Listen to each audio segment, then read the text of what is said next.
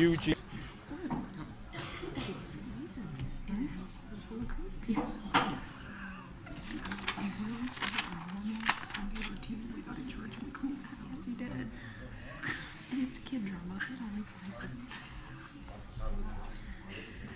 You give him a concert, he's going to play the concert. Oh, I don't remember that one. Avoid problems as much as possible. Rat? Yeah, I avoid problems as much as possible. I'll write it down. He had to give Kyle a tough love. No, I hate him. Tough love.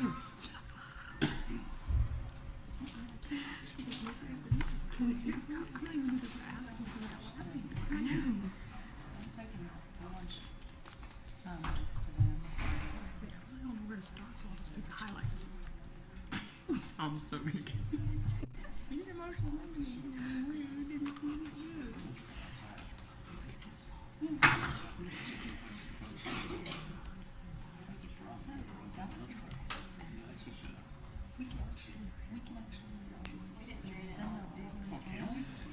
We need to subpoena.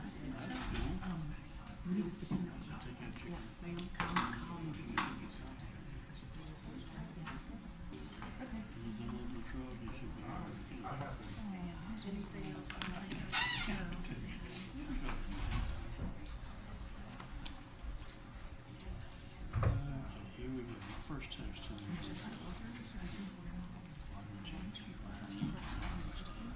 Yeah, I think we will.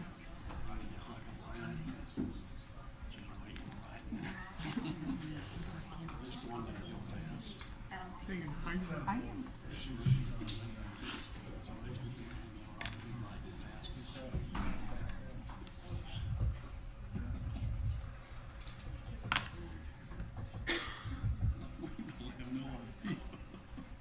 No, he's just getting a good part. I was looking at him getting nervous. Got him down to the typist.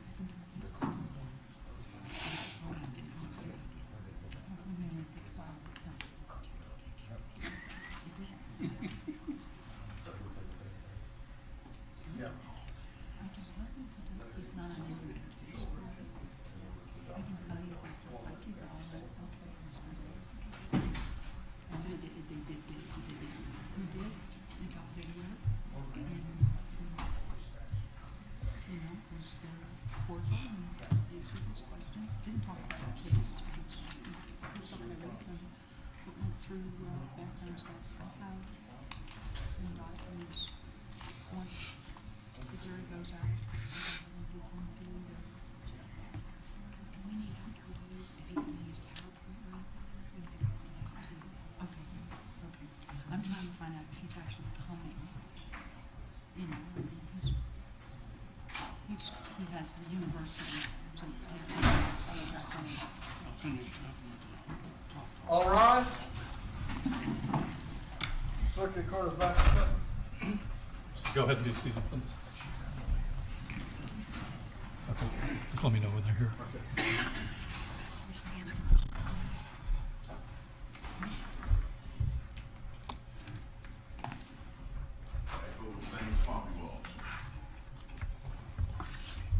Have a seat at council table for right now. I think a couple of jurors, are they back?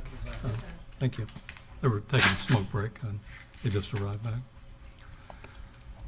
In which case, Mr. Bargo, you can come back up and have a seat in the witness stand. Judge, if I... Yes, sir. Yeah, I could push him along on the timetable, but I am reluctant to do that because of the rules of professional conduct. Yes, sir. I don't want to be seen as you don't want to talk to me.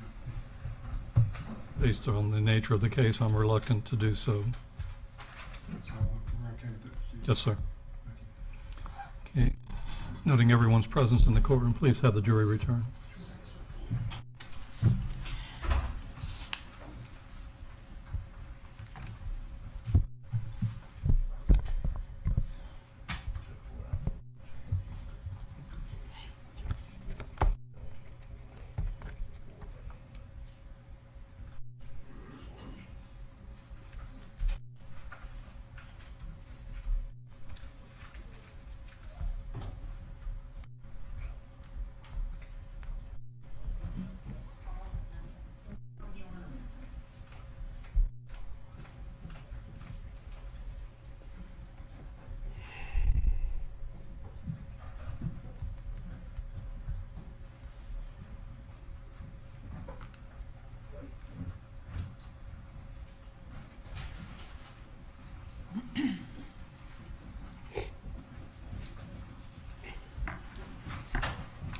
The jury having returned to the courtroom, Mr. Holloman, you may resume the examination.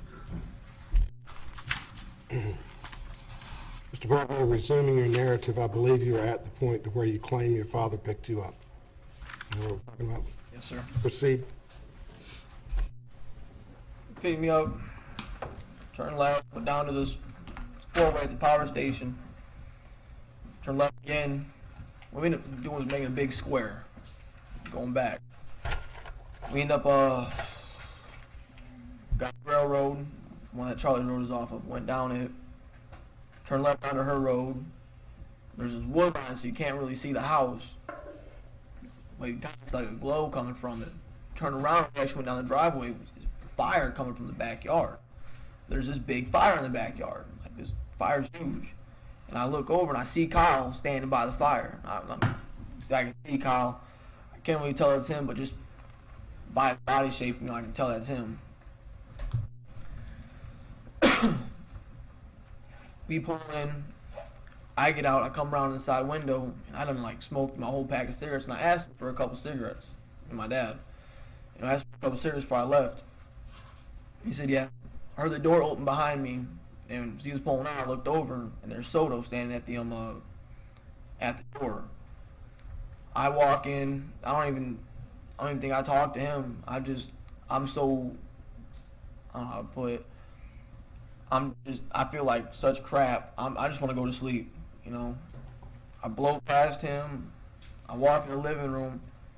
Well, before I walk in the living room, I notice I see Charlie. She's sitting there scrubbing the floor. She got this bottle of bleach with her. Like, I don't know if she was using a rag or a scrub brush, but she's scrubbing the floor. Turn, go past her, and there's Amber. Amber's sitting where I'm on the couch left in the living room. She's sitting there, and she's got my bottle of liquor. And she's sitting there drinking, She's got tear streaks going down her face, like she's been crying her eyes out. And at the time, I didn't realize what was going on. I just kind of looked at her, what are you crying? I'm the one that got beat up, what are you crying about? But I went off into my room. And I went, started taking stuff out of my pockets, and I'm about to go to sleep, like right now. So comes to my room. Tells me, Kyle's got to talk to me. Says, Mike, you want your gun back? At this point, yeah, where is it? Look, you got to talk to Kyle first. We gave it back to Kyle? He's like, no, I got it. Just, you need to go talk to Kyle first. You got to talk to Kyle. So I said, okay. I asked him where he was, and Kyle was outside still. We went out front, or we went out through the living room, went out the back, and literally, it was Soto in front of me. I was in the middle. There was, I don't remember what order Amber and Charlie were in, but they were behind me. And we walk outside, and I look over, and Kyle's on the other side of this fire pit. This fire is, it's just, the fire pit's only about maybe 4 or 5 foot across. This fire is just huge. Well, we were walking over there, and I literally can't get within 15 feet of this fire. This fire is so hot, I can't get within 15 feet of this damn thing.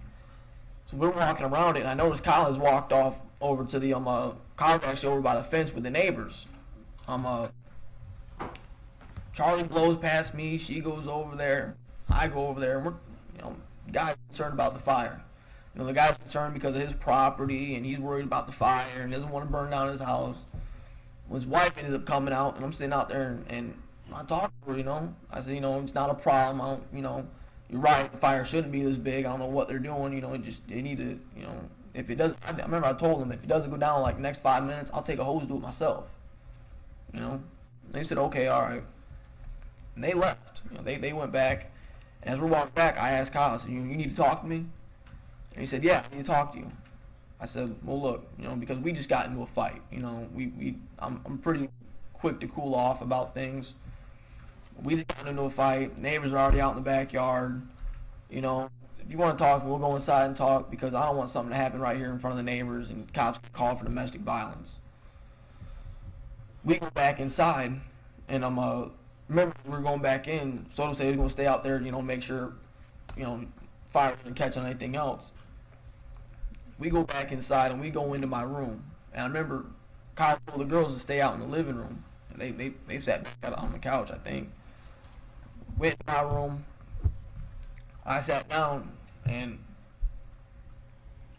I asked, what do you got to tell me? And what is it? And he gives me this whole spiel of, I know, I can't say what he said. Well, I don't, give me a minute, I'm trying to,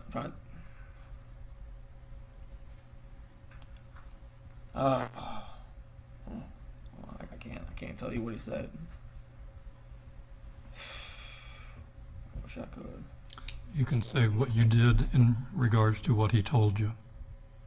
Well, when he told me what he told me, I was dumbfounded by what he said. I couldn't believe what he just told me, and then he kind of put everything together. I come inside, Charlie's cleaning with bleach. Amber's sitting there crying her eyes out. There's a freaking fire 20 foot tall in the backyard. Kyle's sitting here crying his eyes out, talking about he doesn't know what to do, and he doesn't know, kind of put it together, it's pretty, I didn't know what to do. I didn't know what to say. I freaked out, and I remember because I said, he asked me what would I do, what should I do, what would I do? And I told him, I don't remember what I said. I said something about somebody's going to call the cops, or he's got to call the cops. I never said I was going to call the cops, because I don't under no circumstances call the cops. I don't care what it's for. I don't care if I see a robbery across the street. I'm liable to get arrested just because the cops don't like me. But I don't remember what I said. Somebody's going to call the cops, or he's got to call the cops. But when I told him that, he freaked. He freaked because he thought I was going to call the cops on him. And, got to threatening me, talking about if I call the cops, he's going to say I did it. What are you talking about? I'm not going to jail for you. I'm not going to jail. I'm not doing that. I'm not going down. What are you talking about? He's, and he's talking about, it's either you're going to help us or you're against us. Either you're going to help us or you're not. You're already in on it. You're already here. It's too late to back out. And it took me literally 20 minutes to calm him down, and it wasn't until that point that I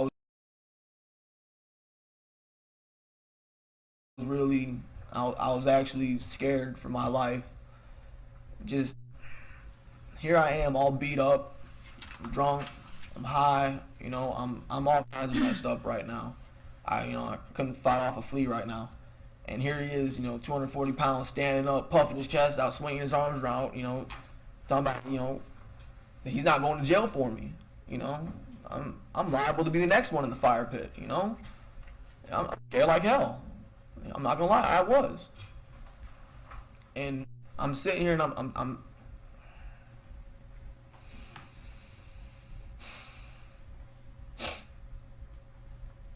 tried telling him, I'm not gonna call the cops on you, man. I care about the kid. I do. I still do. And I tried telling him, I'm not gonna do that to you. And he told me, you're either with us or you're against us. And I told him, I said, man, look, you're high, you're tweaked out of your mind. I'm not in the right state of mind. You're not in the right state of mind. You just need to slow down. You need to stop. Don't do nothing else. I said, man, look, before you do anything else, you need to sober up. We all need to sober up. And I told him that, and he agreed with me for once. You're right. I said, look, man, go do, do whatever you're gonna do. I said, but man, I need to get sober, man. I can't do anything. I can't help you. I can't help this situation, period, like this. I told him, I said, look, morning, sober up, we'll figure all this out. We'll figure this all out. He says, all right. I said, well, look, go tell Soto to come in here, he leaves. Soto comes in. Well, as soon as Soto comes in, so do the girls. And the girls are right out there listening this whole time. They're sitting right there, and this couch is probably from me to that chair right there. And they heard everything that he said to me. You know, heard Kyle going off on me, and they come back in, and I ask him, you know, what the hell? You know, what happened? And she's sitting here crying, you know, Amber's sitting here crying, talking about she didn't mean for that to happen. Objection, hearsay. Sustained.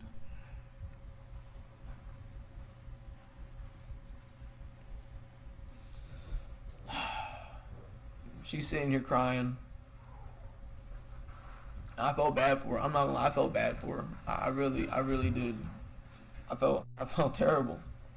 You know, she's sitting here crying her eyes out, and I feel helpless. I don't know what to do.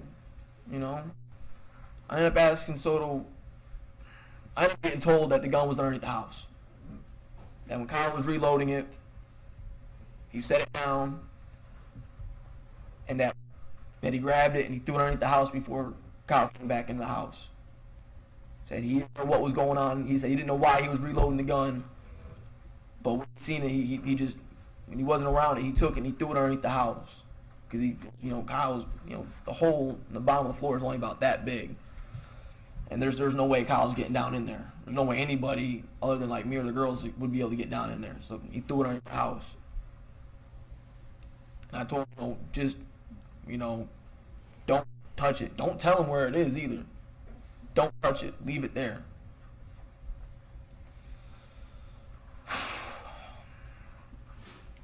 Soto, I told Soto to go keep an eye on Kyle, because I don't know. I'm actually kind of worried, because Kyle thinks I'm about to turn on him. Like he expressed that to me. He thinks I'm about to turn on him, and I told Soto to go keep an eye on him. You know, 'cause that's his little road dog buddy. You know, you go keep an eye on him. I don't, you know. Soto left. Finally calmed the girls down, which took forever. They're crying their eyes out. You know, they were crying pretty hard, and it was, you know, it was pretty bad. You know, they're crying, and I don't. They told Charlie to go get some sleep. She said she needed to get some sleep. They all get some sleep. Amber's crying, asking if she can stay in my room with me that night, because she just wanted to. I didn't have the heart to tell her no. You know, she ended up staying in there. We went to sleep like literally. My head hit that pillow and I was out. I was so exhausted. I was out.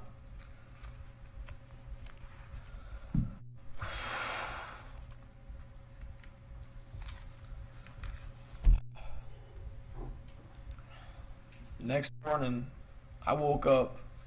I remember I woke up, the sun was already up. I woke up, it had to have been about 10:30. It had to have been. I woke up and I know Amber wasn't in there. She wasn't still in bed. I woke up and I hear talking out in the living room. I go out in the living room. Everybody's out there. Amber, Kyle, Soto, Charlie. Kyle's already dressed for work and everything. He's about to go to work. And I don't know how I'm supposed to say this.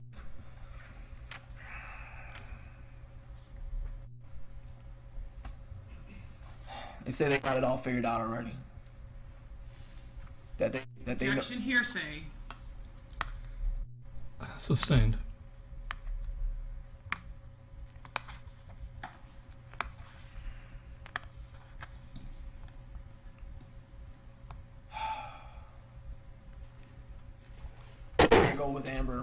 I go with Amber and Kyle to take them to work. I wanted to get out of the house.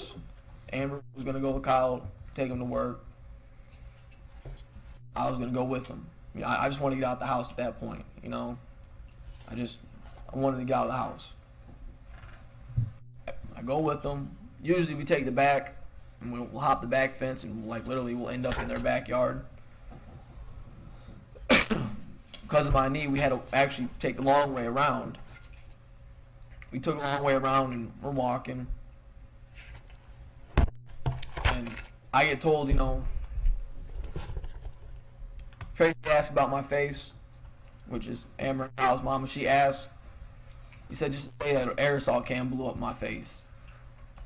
Just, looks nothing like a burn. You know, I got a broken nose and 2 black eyes and a busted lip.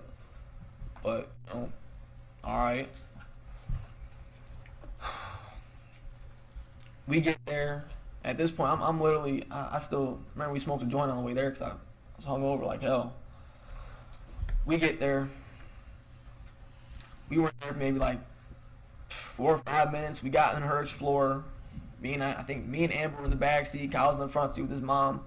I slept literally the whole way there. I got in the Explorer and I was asleep the whole way. We got back, we got out, and we took me and Amber went inside. She went to go make something to eat, but she couldn't eat. You know, she's trying to hold it together. She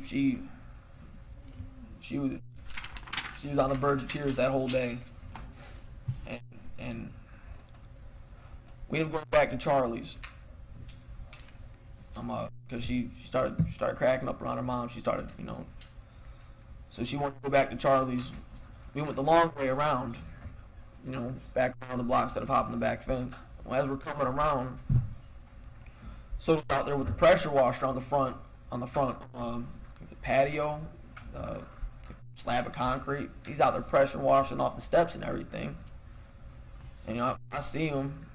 We go inside. Remember, around that time was when I called him. And we went back inside, and they said James was Amber said that she texted James that he was on his way over. Said that he was going to be over there soon. Let's see this. Around that time, around that time, I went outside and I called Kristen Williams, which was a girl I was seeing, and me and her, we dated on and off for about, I don't know, a year and a half maybe, not even. And we used to go down to her dad's house, and we'd hang out down there in Stark. Well, I wanted to get out for the house for a little bit. I don't want to be here no more. You know, after what I was told, I don't want to be in this house no more. I don't even want to be around these people right now. I call her and ask her if it's okay if I go down to her dad's house. She said, yeah, that's fine. You know, yeah, you can go down there. Let me call her first to make sure it's okay. I said, all right, that's cool. All right, I'll wait for her to call me back. I got on the phone, went inside. We all just pretty much just hung out for a little bit, just sat there. And James Havens, stepdad, he pulled up in this red truck. He comes inside asking, you know, what's up? And I look at him, you know, I look at Amber, you know, because Amber's about to ask him to do something. And I tell her, you know, I don't want no part of getting James into this. You know, he's a nice guy. He's slow. You know, he's slow, but he's a good-hearted person. And I still believe that even after all the lies, I still believe he's a good person at heart. He cares about his kids. You know. I go to walk out though. I walk out, you know. I think I walked out and I called Kristen back, I think, while she was talking to him. And I talked to her for a few minutes. When I came back in, she was on James sitting there with like this dumbfounded look on his face, you know, just, when you guys want to leave? You know, and I don't know, you know, and he said, well, he's waiting for Kyle to call him because Kyle owes him gas money. And when Kyle calls him, give him gas money because Kyle owed me money too. We're going to go pick up the gas money, fill the truck up, and I was going to show him where the rock quarry is. Well, I don't know what time we got the phone call, because Kyle had to be at work, I think, at 11. Maybe around 12, 1 o'clock, we got a phone call from Kyle. The phone call, we hop in the truck. Well, before we hop in the truck, we go out. The truck's by the dumpster. So we had James back the truck up to the dumpster. So we got into the dumpster and started handing out buckets to James. Started handing out these gray buckets with lids on them, 5-gallon buckets, to James Havens. And he takes them and he sets them in the back of the truck. Now, so ask people, are they Actually, hearsay. well, Sustained. grab a couple cinder blocks, and there's this red dog leash. Put that in the back of the truck. All I'm supposed to do is show these people where this lime rock pit is at. That's all I'm supposed to do.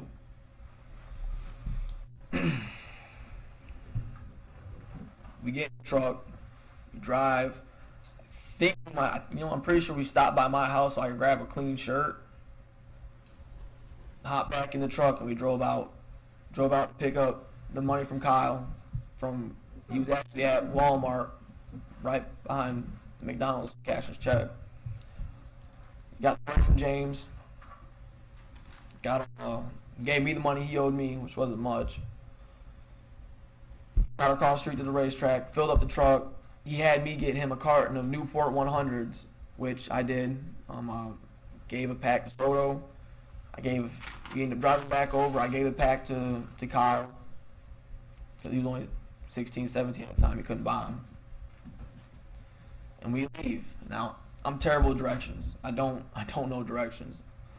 Told him to take me to Gander Mountain. I can show you how to get there from there. Go to Gander Mountain. Cut straight across. I think it was the 40th. Cut straight across. Go through. Take a right.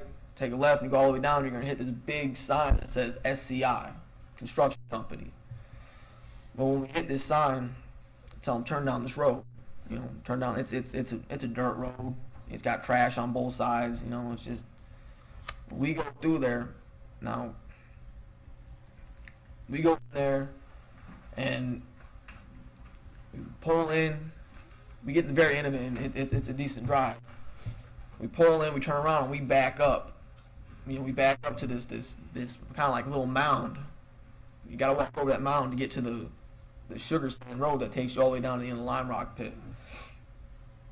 We get down there, we get out and start unloading things, and we find out, that turns out, there's 5 things to carry, and there's, I didn't want to carry anything. Wasn't planning on carrying anything because of my knee. There's 5 things to carry, and there's only, there's 3 people. I ended up carrying one of the cinder blocks. James had a bucket and a cinder block. Soto had 2 buckets. I had a cinder block in that red dog leash chain thing. Before we left, though, Soto reaches into the bed of the truck and he pulls out this burnt can, just this burnt soup can looking thing, and he takes it, and to the left of the truck he just slings the contents of it and then throws the can to the right. Well, when he slung it, I just seen I don't know what it was, it just went flying. I asked him, what the hell was that? He told me that this... Objection, hearsay. Sustained.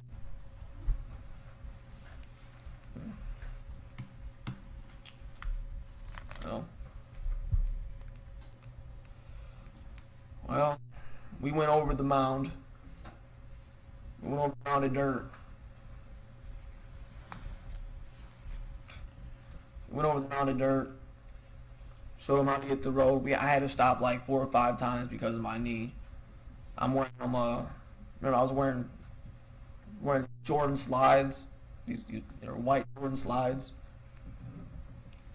We're walking down the sugar stand road. We come up to this rock quarry. Now, this rock quarry, if you're gonna go down to the face of the rock quarry, you actually gotta walk down this path, and it's pretty steep, and and even if you get into the front of it, it goes out about 4 or 5, it goes out about 20 feet before it gets past 4 or 5 feet deep. But the back of it, where the cliff face is, it hits about 20 feet. I've actually swam down and touched the bottom. It's fairly deep. Well, none of us are planning on getting wet.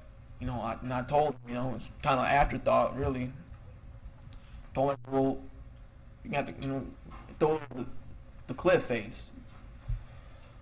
Well, I didn't realize there was a fence back there. We get over to the fence, and there's vines and thorns. This fence had to be 5 or almost 6 foot tall fence. It's a chain link fence. There's vines all over it. I'm sitting here wearing, the open-toed slides, and my knees all messed up. I told him, I can't climb over with you. I told him, if you climb over though, and you go back probably about 30 feet, you'll hit the rock face, and that's where it is. James climbed over, Soto, and I think it was Soto that climbed over first, and James started handing stuff over to him. Then James climbed over. They went out there, and I had the cinder blocks. I was sitting at the fence waiting with the cinder blocks on the other side of the fence because I couldn't climb it. And they go over there, and just Soto comes back, and we hear, when Soto gets back to the fence, I go to hand him the cinder blocks, and we hear a splash. We hear a splash coming over, and we thought James fell in, I hand Soto the cinder blocks and the dog thing, and he goes back. He's gone maybe 5 minutes, and I hear another big splash. James and Soto come back. Turned out James didn't fall in. They come back, they hop over the fence, and we get to walking back. And we go back, we go over the mound of dirt, we get in the truck, and we leave. I think on the way back, we stopped off at Publix, got some beer, I think, stopped off at Publix, came back to Charlie's house, got back to Charlie's house. We weren't there but maybe, me and James weren't there I remember because I started drinking. I don't know, I needed to drink bad after that. I started drinking. James says he's got to go pick up Kyle. I asked him, can I just come with you? I really don't want to be in this house. Any reason to get out of this house, I'm taking it. Well, we get to go getting Kyle, and we pulled up to Kyle's work. Right before we pulled up to Kyle's work, James gets a phone call from Tracy Wright, and I'm sitting here, and Tracy Wright is yelling so loud through his phone. I can hear what she's yelling about. She's freaking out. Cops are in the neighborhood. Hearsay. Sustained. I'm going to overrule that objection based on perhaps an excited utterance. You can say what Tracy Wright said. She was saying, to sum it up, she's saying the cops are there and they're looking for everybody. Cops are there and they're looking for just everybody. James tells her, she asks James, where have you been? What's going on? You seen the kids today? And James says, no, I've been out fishing all day. I've been out fishing. Where he said he went fishing, but he said he was out fishing all day. We pick up Kyle. As soon as Kyle gets in, I tell him, I say, Kyle, man, the freaking cops are looking for everybody. Snaps on me. Why'd you tell him? I told him, I didn't say anything. He said, Mike, I swear to God, you better not have told him. I told him I didn't say anything. He said, look, man, but I just need to just chill and not say anything. He's telling me, don't say anything. When I tell him, I said, look, man, if it's that big of a problem, you're worried about me saying something, let me get some gas money, and I'll shoot out to Stark, If it's that big of a problem where you think I'm gonna tell on you for what you did, I'm just let me go to Stark. Just give me some gas money and I'll leave. you know, and I'll let you guys handle, you know, the hell that went on. He ended up giving me like, I don't know, he gave me like between like 75 and $100 for gas. We ended up dropping him off at the Quick King. Me and James pulled up to the Quick King, dropped him off at the Quick King. This had to have been about 4:30, maybe a little bit later, not even. And we start driving down to Stark. You know, I'm just going there with what I got in my pockets and on my back. I'm just, you know, I need to get out of here. I called Kristen, you know, and I told her I was going to stop by. You know, I said, hey, look, I'm going to stop by your house, you know, before I go down there. She said it was all right that I go down there, so I'm going to stop by before I go down there. We pull in, and, you know, and I get out the truck, and I close the door.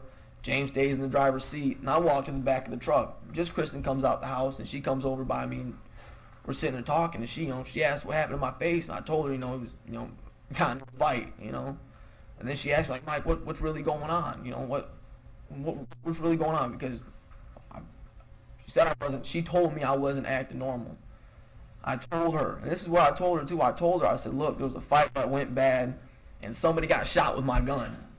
I said, look, I need to just, you know, I need to get out of here for a little bit. I said, you know, and she, you know, and I told her, I didn't tell her no details. I didn't give her no details, but I told her, you know, I told her that a body got burned and it got dumped. But that's all I told her. And she said, all right, you know, go to Stark.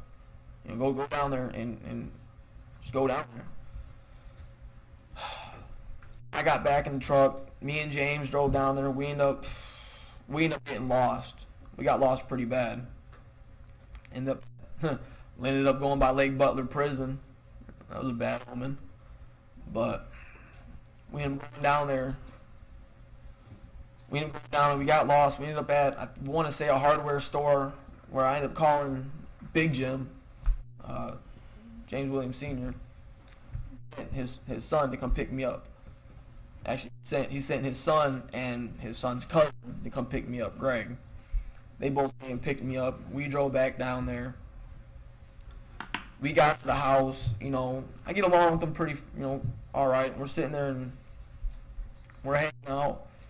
The first night, remember, Jim went to work. It was me, Crystal Anderson, Jimmy Jr., and Greg. You know, we're sitting there, you know, everybody's sitting there, everybody's drinking, you know, everybody's smoking pot, you know, sitting there, and we're just hanging out, and just, you know, just I'm trying to unwind from all this, and I don't know, but next day comes around, we went to Walmart, helped him get a phone, helped Big Jim get a phone. We came back, we went fishing, you know, came back again, and this had to have been around, I'd say, it was in the evening. It was later towards the evening. Well, I had kept my phone off this whole time. I had kept it off.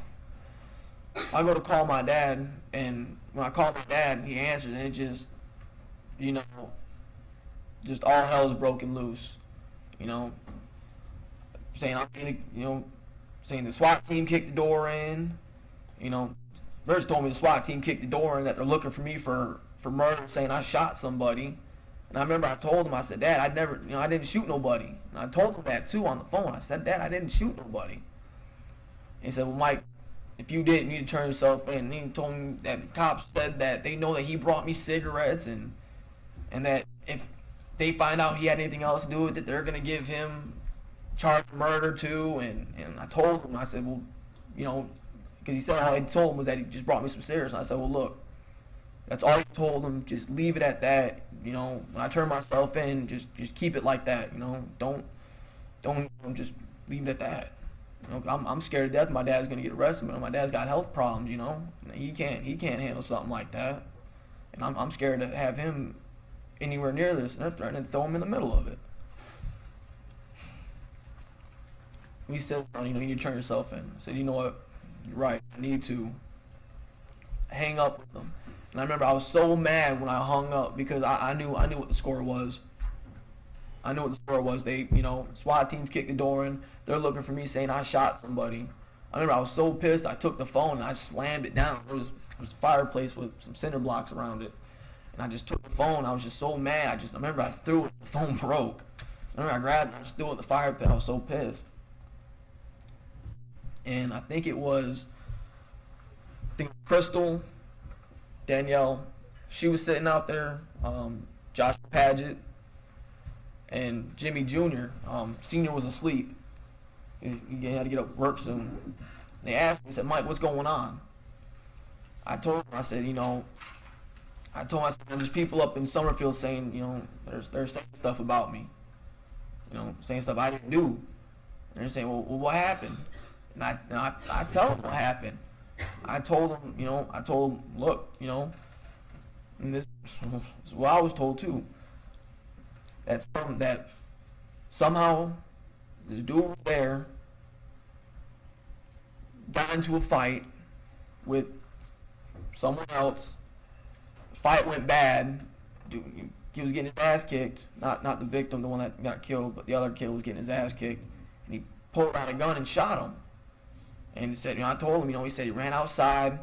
So he shot him outside. So he brought him back in, put him in the tub, shot him again. Put him in a sleeping bag, threw him in the fire. Then I told him, next day, put him, they put him in buckets. I remember I told him, I said, they put him in buckets. And I told him, I showed him where the lime rock pit was. And they asked me, they said, well, Mike, what are they saying you did though? I said, Mike, I told them, I said, they're saying that I shot him. I told them, I said, they're saying I shot him. And he said, oh, Mike, you gotta tell Big Jim. You gotta go tell Big Jim. I said, you're right, because I don't know what to do. None of us know what to do. We go out, we go back inside the house. Big Jim getting up. He comes out in the living room. I tell him the same thing. I tell him, there's stuff going on up in Stark, and they're saying I shot somebody. And he's like, Mike, and I told him too, because I told everybody, because everybody was pretty much sitting around, and he asked me, he said, well, why did he get killed? I told him, I said, because, he asked me why he got killed. I said, the brother killed him because he was beaten on and apparently raped his sister, He killed him because he was raped and beaten on and his sister, And I told him that, and he's like, well, Mike, if that's what happened, you need to turn yourself in. And I told him, you're right. I need to. I got to clear this up. I got people up in Summerfield saying I shot somebody when I didn't. And he's just you gotta turn yourself in. You gotta turn yourself in. Said he can't have this in his house like this. I said, all right. I went out. I'm sitting out there, and I was going to get drunk before I turned myself in because I knew this was going to be a very long night. Started drinking, and I'm not out there maybe 5-10 minutes, Here comes the cops pulling up. There was so many of them. Like, they had at least 20 cars pulling up in trucks and SUVs. And they grabbed me, slammed me on the ground, grabbed me, took me out to the truck, and I got this thick silver necklace on, which they took from me, that he was choking me with. They took me out there, and they put me in the back of the squad car. And I'm sitting in the back, and the guy in the driver's front seat, I think it was like a couple of them, they're sitting there telling me, oh yeah, we got you now, we got you, oh yeah. Yeah, we know what you did, yeah, everybody told us what you did, I'm still like, what are you talking about? No, save it, we already know what happened, And at that point, because I've been through this with the police force, it doesn't matter what you say. If somebody's already said something about you, it doesn't matter. The best thing you can do at that point is just be quiet, ask for your lawyer, sort it out then. No matter what you say, it does not matter. They are going to twist it and turn it, and they're going to put it against you. Away, got in the interview room with Detective Bowie, told him I wanted to talk to my lawyer because I got these cops harassing me nonstop, Oh yeah, you're going down, you're going to prison, and instead of other things I'm not going to repeat. I asked my lawyer. We get in, they asked me if I want to come back to Marion County. I said, yeah, sure. Get back to Marion County. We get in the vehicle, shoot back over to Marion County. We must have been like a Suburban or something. A guy on my right, a guy on my left, two in the driver's seat. Everybody's got guns out, the wazoo. We pull up. They take me in the interview room. They stripped butt naked. They said they're making fun of me and taking pictures and posing with me and stuff. And it got bad. Like it was a freaking circus. These people thought it was a freaking joke. Take me out. They put me out in there's this big office area. That's when cell phones came out. Everybody's taking pictures and oh yeah, we got them, yeah. So we pulled up to they finally brought me from the substation to the actual jail. I wasn't in a good mood. They brought me in. The task force people came in. They got ski masks on. They sat me on this bench. They sat me on the bench with this guy that I later find out his name is William Fockler. Never in a holding cell with him. Was on a bench in booking. Never in a holding cell with this guy. In fact, I couldn't remember his face until I seen him get up here. Anyways, I'm sitting there and there's this task force guy with an officer sitting, like standing right in front of me. They're both looking at me. I'm drunk and I'm angry and I'm pissed and I'm all messed up. And he's like, what happened to his face? Oh, threw his hand in the fire and it blew up and that's what happened to his face. We are sitting here joking about this right in front of me, talking about like I'm not even right here. Just talking about me. Yeah, we got him. He's, everybody told us what he did, and this is what he did. They got the details totally messed up, but they sat there and said it anyways. What I ended up doing is I laid on that bench and I went to sleep. I was fed up. I made a phone call to my dad. Told him to get Holloman up here to come talk to me, and I went to sleep. That was it. Yeah. That's about it. Here I am. Any further questions, Mr. Holloman? No narrative form. Does tender the witness for cross-examination by the state. Cross-examination. We'll begin it. You may begin the cross-examination.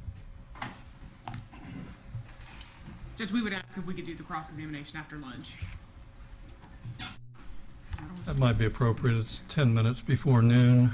I believe the lunch has been ordered in to arrive approximately at noon. Okay, ladies and gentlemen, at this time I'll ask you to put those notepads down. We'll be in a lunch recess. We'll reconvene we'll make it 1:20 p.m.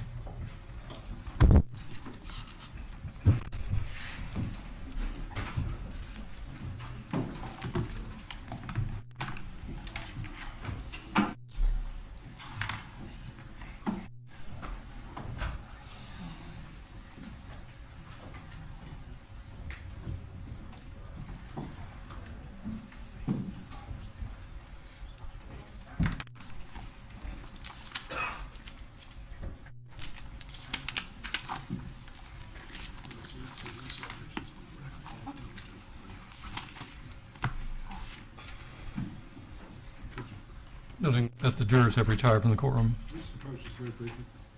On the record? Or? Yes. Yes, sir. Mr. Bargo, you may step down.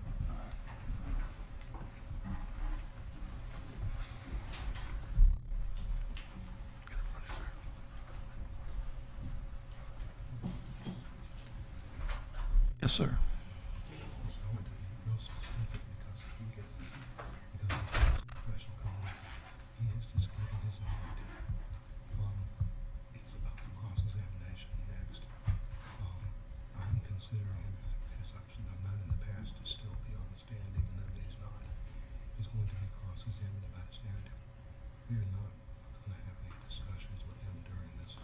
You are allowed to. Yes, sir. The rule is different for a defendant. The defendant is always allowed to confer with his or her attorney. Okay, so I will do that, but I'm going to tell you, I'm sticking by what I feel actually. Yes, sir. But you are allowed to talk with your client during the lunch recess. I'm confident about that. Okay. Thank you. Oh. Just one matter. I'm going to need an instruction regarding the defendant testifying now to include in the packet of instructions. Thank you. We'll be in recess until 1:20 p.m. All right. Court recess.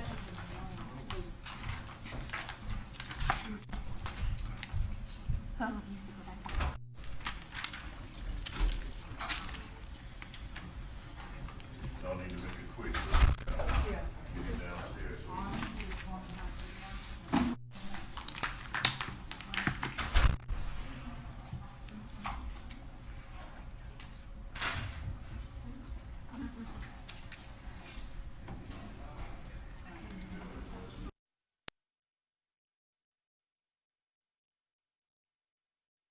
I brought this gun to this house because there is such a rat problem. Michael Bargo explained to the jury he wasn't a big gun guy, not a guy looking for trouble. He's accused of being the mastermind of a murder plot, that he and 15-year-old Seath Jackson had strong feelings for the same girl, and that led to Jackson being beaten, shot.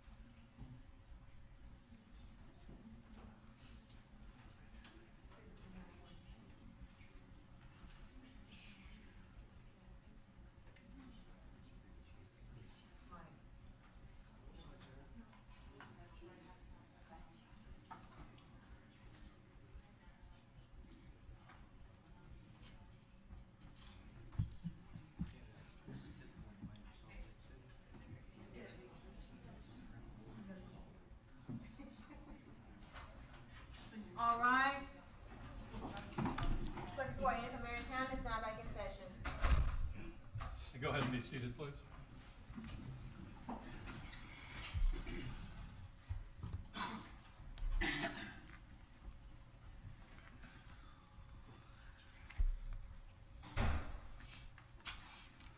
Noting everyone's presence back in the courtroom, Mr. Holloman, are you intending to call any other witnesses?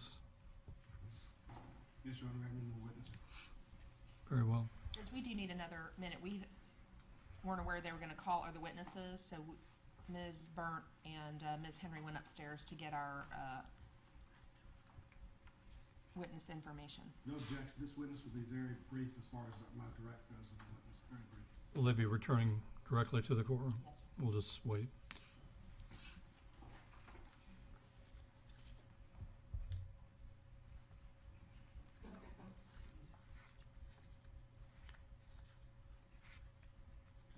Counsel, approach the bench. We don't leave this on the record.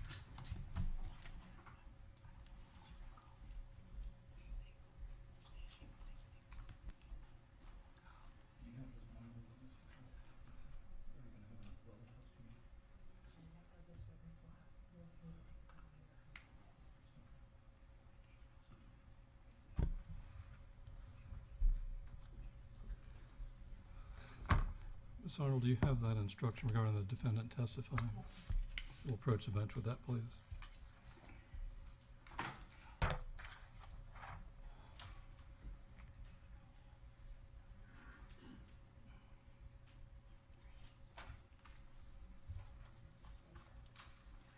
Thank you.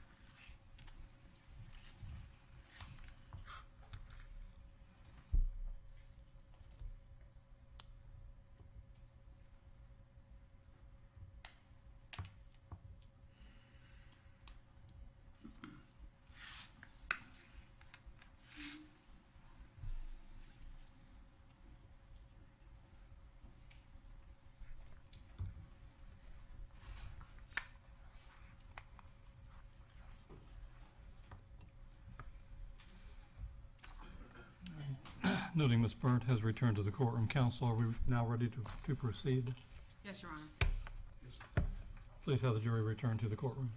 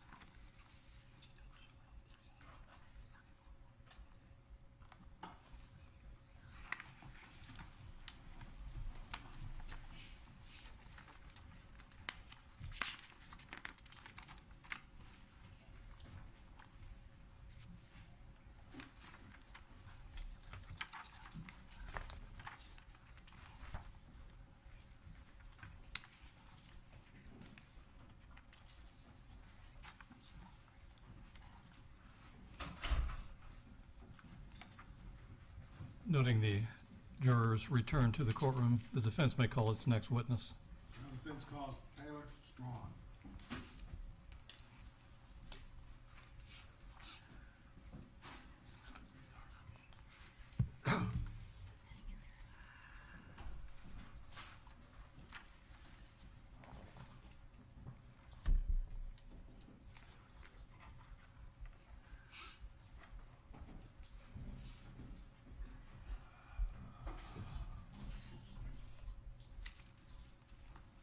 And please raise your right hand, face this way.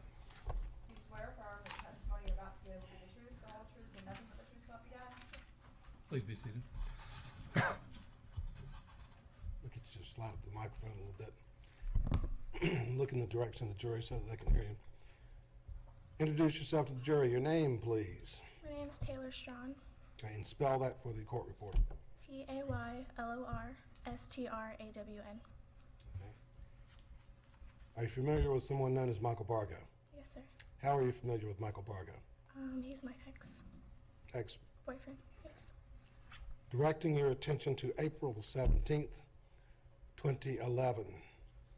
Did you have plans with Michael Bargo that particular evening? Yes, sir. When had he contacted you about those plans? The last time I talked to him was Friday before that. And what were those plans? He was supposed to come hang out with me on Sunday. Approximately what time? We didn't decide a time. He was just going to come over whenever. One second. I'm having trouble hearing you, and the jurors may also. If you'll pull forward and speak directly into that microphone, please. You backtracked to where I was. What time? Yeah, okay, good. Thank you, Judge. Did you have plans as to what time he was to come over Sunday? No, sir. And you talked to him on Friday, you said? Yes, sir. Right. Did he ever show up? No, sir. Did he ever call? I don't remember. I don't think he called that day. Tender the witness for cross-examination, Your Honor. Cross-examination. No questions, Your Honor. May this witness be excused, counsel? Yes. Ms. Burke, Yes, Your Honor. you're excused. You may step down. The defense may call its next witness. Defense rest. Counsel, approach the bench, please.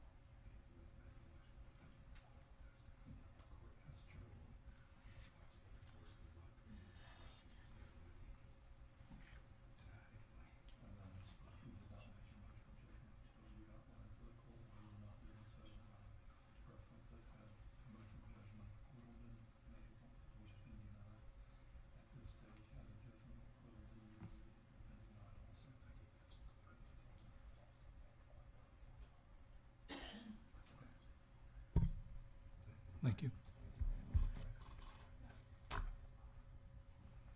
You ready?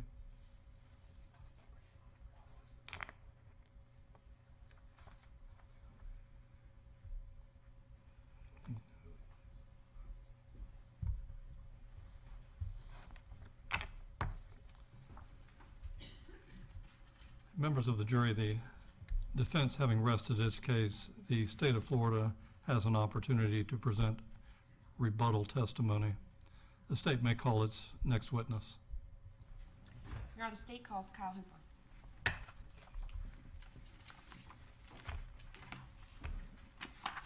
You here?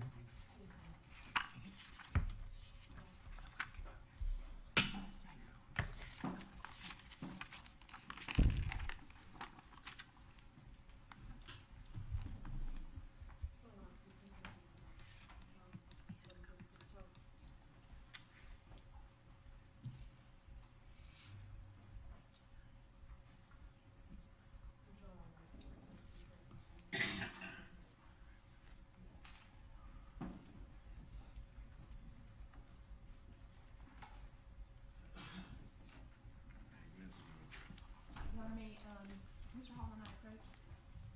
Yes, ma'am. One second. Actually, members of the jury, there's a matter I'm going to need to address outside of your presence. If you'll put those notepads face down, please, and retire from the courtroom. This should not be a lengthy recess.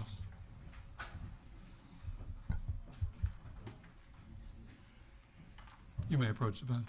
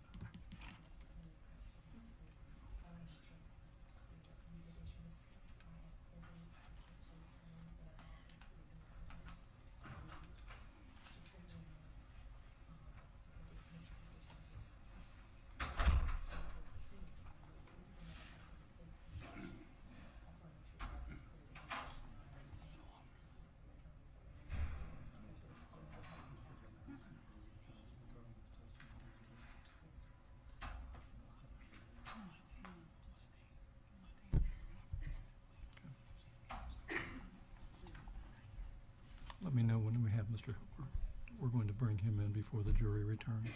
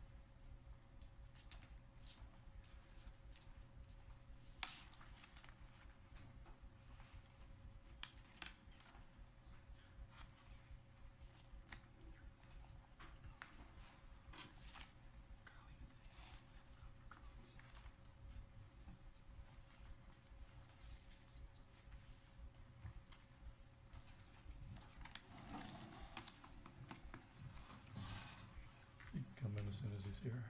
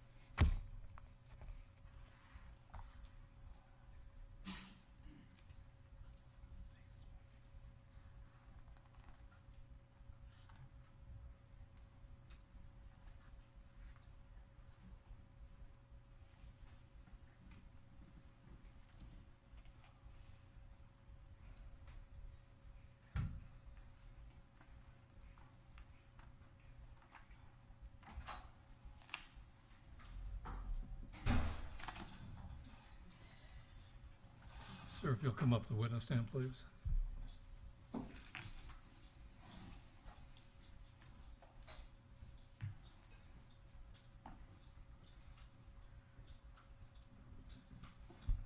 Can you take his handcuffs off?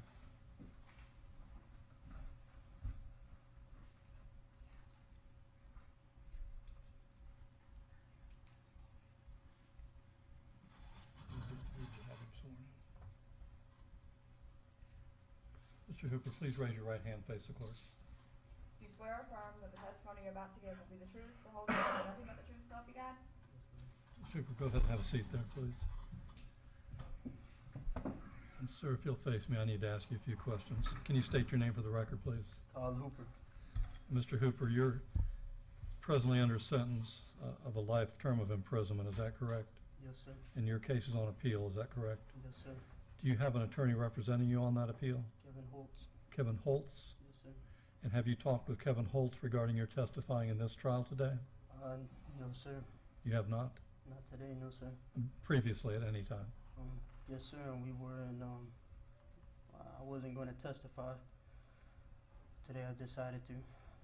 And you've talked that over with your attorney? No, sir. You have not? No, sir. But it's your decision to testify here today? Yes, sir. Do you feel the need to talk to an attorney before you testify? No, sir. You're prepared to testify? Yes, sir. Are you doing that of your own free will? Yes, sir. Has anybody threatened you in any way to get you to come to court to testify? No, sir. Has anybody made you any promises to get you to testify? No, sir. Are you presently under the influence of any drugs or alcohol? No, sir. Are you taking any medication? No, sir.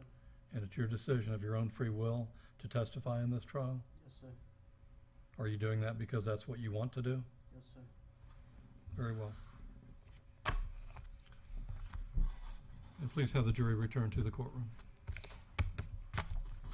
And Mr. Hooper, I'm going to have you sworn in again in the presence of the jury. Yes, sir.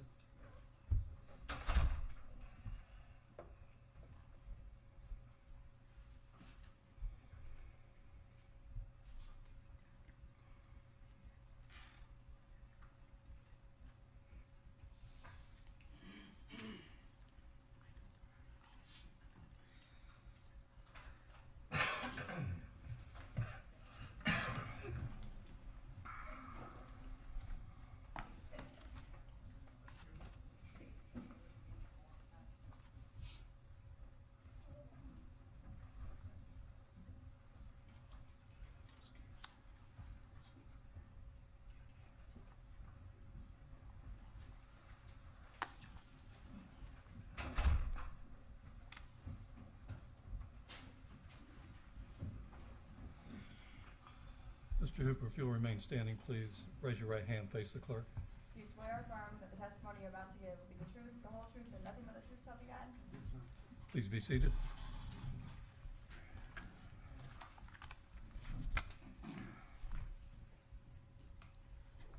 Good afternoon, Mr. Hooper. You might need to scoot forward and talk right into that microphone, okay? Could you tell the jury your name? Carl Hooper. How old are you, Mr. Hooper? 19. Are you currently in prison for the part that you played in the murder of Seath Jackson? Yes, ma'am. How did you know Seath Jackson? We used to be friends at one time, staying out at the skate park, and through the neighborhood I met her through my sister. Okay, and what's your sister's name? Amber Wright. All right. Now, you and Amber have the same biological parents, right? Yes, ma'am. And who are they? Tracy Wright and Dwayne Hooper. Okay, but you guys have different last names? Yes, ma'am. Did you grow up mostly living with your dad, Dwayne Hooper? Yes, ma'am. Okay. In the spring of 2011, where were you living? Spring of 2011. I was living with my mother, and then I moved. Then I moved over to Charlie Ely's house. Okay. Before you moved to Charlie Ely's house, you were living at home with your mom. My mother and father, yes, ma'am. Okay, and your father, Dwayne Hooper, was living there also at that time. Yes, ma'am. And your sister, Amber Wright? Yes, ma'am. Okay. Were you in school at that time, or were you working? I was working. And where were you working? McDonald's. And when did you start working at McDonald's? Probably 3 months prior, before the murder. And when you got hired at McDonald's, did they do drug testing on you, Mr. Hooper? No, ma'am.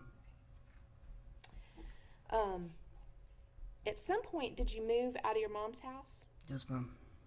Why did you do that? My father and I, we'd always argue and fight because of my drug habits, and I got sick of it and I just left the house. Okay. In relation to April 17th, the day Seth was killed, how long before that was it that you moved into Charlie Ely's house? I was probably there about a week and a half, almost 2 weeks maybe. Okay. When you moved into Charlie's house, who else was living there at the time? Charlie, Justin Soto, and Michael Bargo, and I believe Charlie's cousin was there also. Was that Megan? Yes, ma'am. Okay. Did Megan move out pretty quick? Yes, ma'am. All right. Now, did you have a vehicle at that time? No, ma'am. So how would you get back and forth to work, Mr. Hooper? I only lived a couple blocks away from my mom, so I would go to my mother, and she would drive me back and forth to work. And sometimes James Evans would pick me up or drop me off also. Now, who is James Havens? He used to be with my mom at one time, so my sister and I ended up calling him stepdad, so you might as well call him like a stepdad. Stepdad, okay. Now, did Amber grow up with him in the household? Because she grew up staying at your mom's mostly, right? Yes, ma'am. And so did Amber grow up in the household with James Havens and your mom mostly? Yes, ma'am. Now, tell me about do you know Michael Bargo? Yes, ma'am. You see him in the courtroom today? He's sitting to the left of me. And what color shirt does he have on? Burgundy shirt. Okay, Your Honor, may the record reflect that Mr. Hooper has identified the defendant, Michael Bargo. The record will so reflect. Now, how do you know Michael Bargo? We used to be friends. He used to hang around the neighborhood and things like that. Okay. Do you know, before Michael Bargo moved in with Charlie Ely, do you know where he was living? He was living with his grandmother. Him and his father was, but he would kind of move around a lot, and he wouldn't really stay home too much. He would kind of bounce from place to place, I guess, with different friends. Did he ever stay at your house with you and your mom and Amber? He would stay the night a few times when he needed a place to stay or whatever. Okay. How long would you say that you had known Michael Bargo? 2.5, almost 3 years before for this. Okay. Did Michael Bargo have problems with Seath Jackson when Seth and your sister Amber were dating? Yes, he didn't quite like Seth.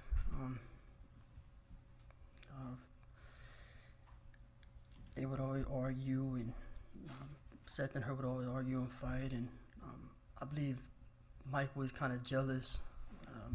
He had feelings for my sister as well, so that they would always, Seth and Mike would always argue back and forth in Facebook and text message and so forth.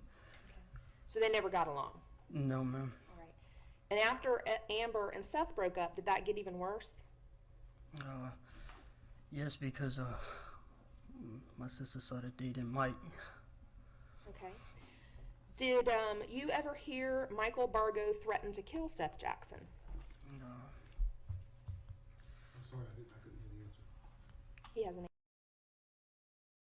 answered yet. Can I remember prior? Honestly, no. Okay. Before, no, I can't. All right. Did Michael Bargo have a gun, Mr. Hooper? Yes, ma'am. What type of gun did Mr. Bargo have? It was a 22 revolver. Okay. Do you know where he got it? From some guy he used to work for, I believe. Okay. How often would Michael Bargo have that gun with him? All the time. After he got it, and I really didn't see him much without it. Okay. How long before Seth was killed did Michael Bargo get that gun? He had it for a few months, I believe. He had it for a while. I can't really remember how long, but he had it for a while. Okay. Let's talk about Sunday, April 17th of 2011. Okay. Who all was living at Charlie Ely's house the day that Seth was killed? Charlie, Mike, Justin, me, and my sister would stay the night. She wasn't living there. Okay. But Amber would spend the night there from time to time? Yes, ma'am. Okay. She'd spend the night there with Michael Bargo? Yes, ma'am. Now, on that Sunday afternoon, were all of you guys there at Charlie Ely's house, late Sunday afternoon? Yes, ma'am. And can you tell us what happened that late Sunday afternoon?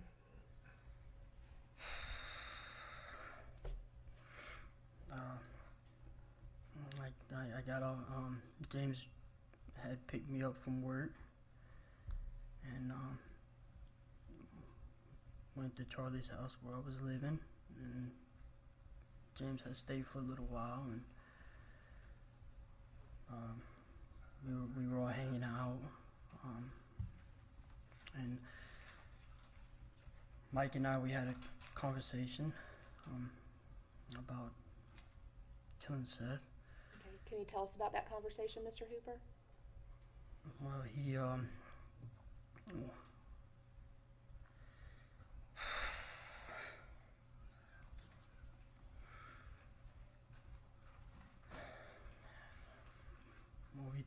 we were talking about killing him. He wanted to make a plan to do it. I guess because I guess he had he was having reasons, or he wanted to do it, and it came to me because I had issues with him too, with Seth also. And So Mr. Bargo knew that you had issues with Seth also? Yes, ma'am. And was that over about Alyssa? Not till probably about a week and a half, maybe 2 weeks before then, but we were having some beef between her and my Seth and my sister. Okay. But he had said that he come up with this, we would come up with a plan on how we would do it. Okay. And what was the plan? That my sister would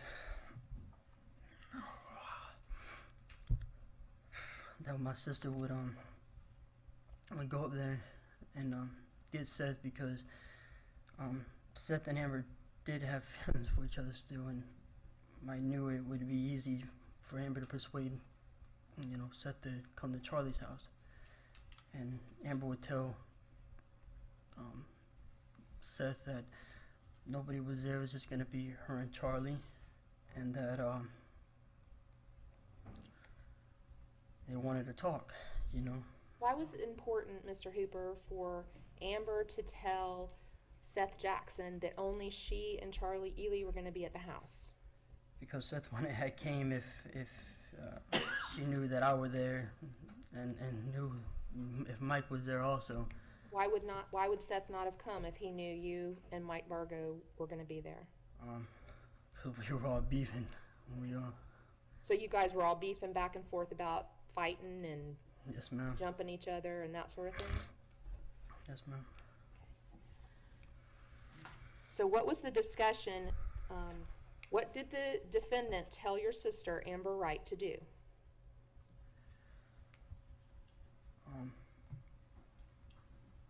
To go up there to go get Seth and bring him down to the house, to Charlie's house. Okay, so before they went to get Seth, was there a discussion also where the defendant told you what your role was going to be? Yeah, but it didn't happen out that way. Okay. What was it? How was it supposed to happen according to Mr. Bargo? Justin was, when Seth come into the house, Justin was supposed to hit Seth, I guess with a piece of wood or axe handle or something like that, and then Mike and I would follow out behind him, and of course we would jump on him, and then Mike would shoot him. But you said it didn't happen that way. No, ma'am. So what happened?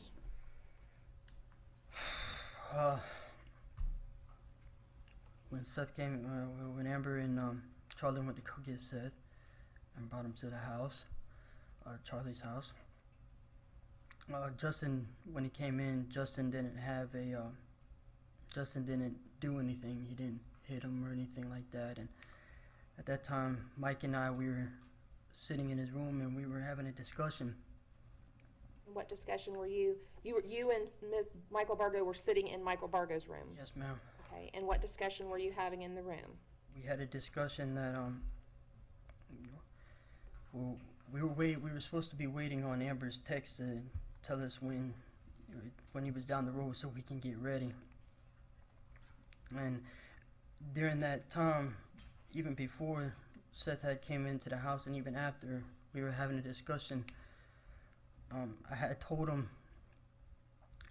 I didn't feel right about doing it, and he was bringing back from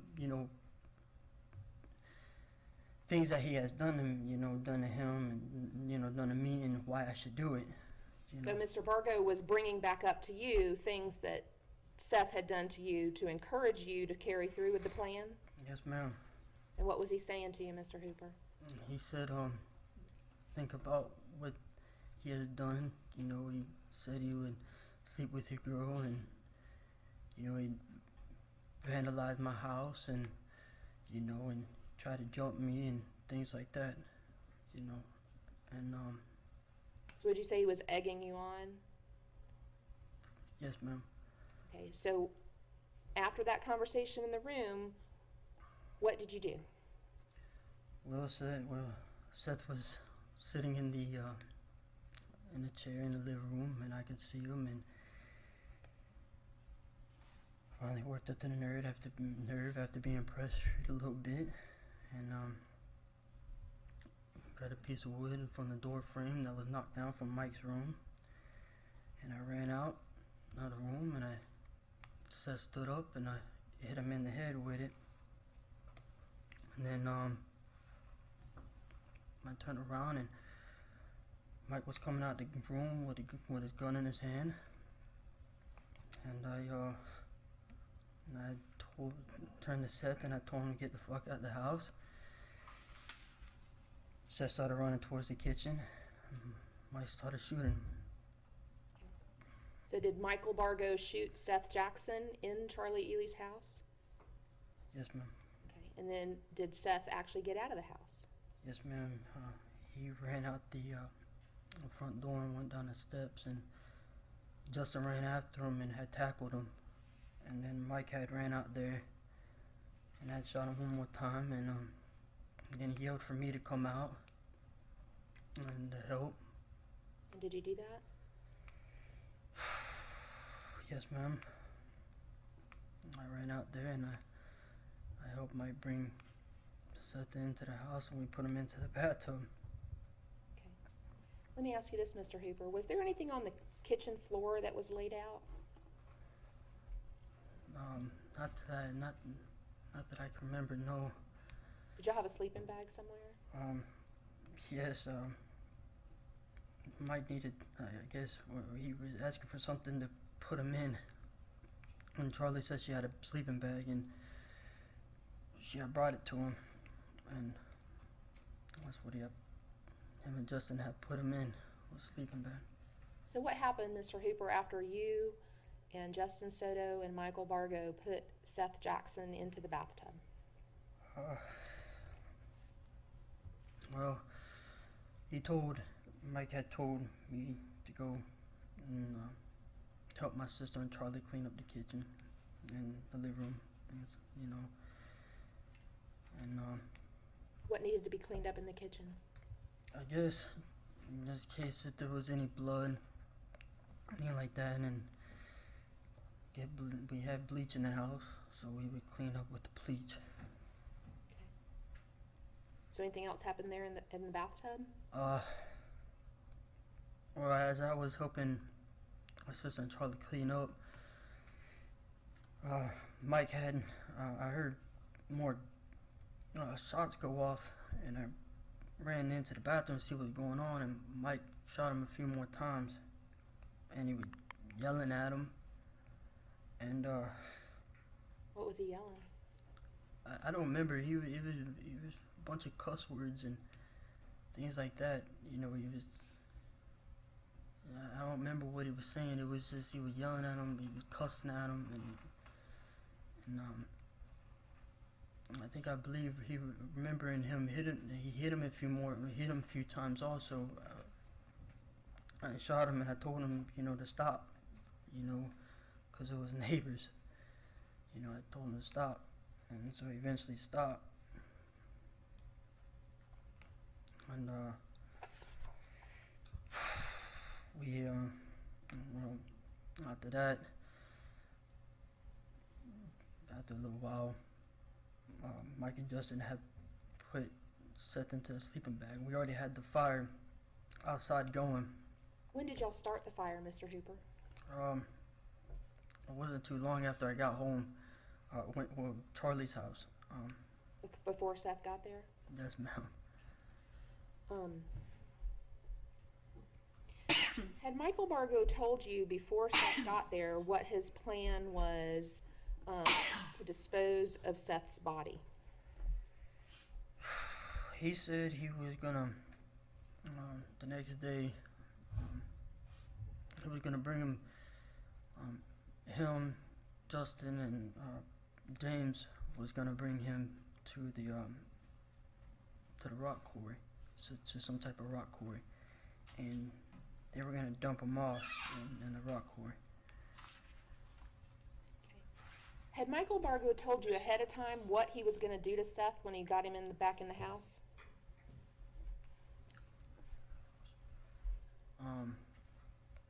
Not that I can remember, because it wasn't he wasn't supposed to go outside the house. He was supposed to stay in the house. Had Michael Bargo told you what he had planned to do to Seth once he got subdued in the house? Well, once we got him into the house, and we were supposed to rough him up, and you know, Mike wanted him still alive, and we wanted to put him in the bathroom. He wanted to put him in the bathtub, and he wanted him to be still alive, so he could, you know, shoot him, you know, while he was still alive, you know, let him face to face, I guess. I don't know. So Seth would know who it was that killed him? Yes, ma'am.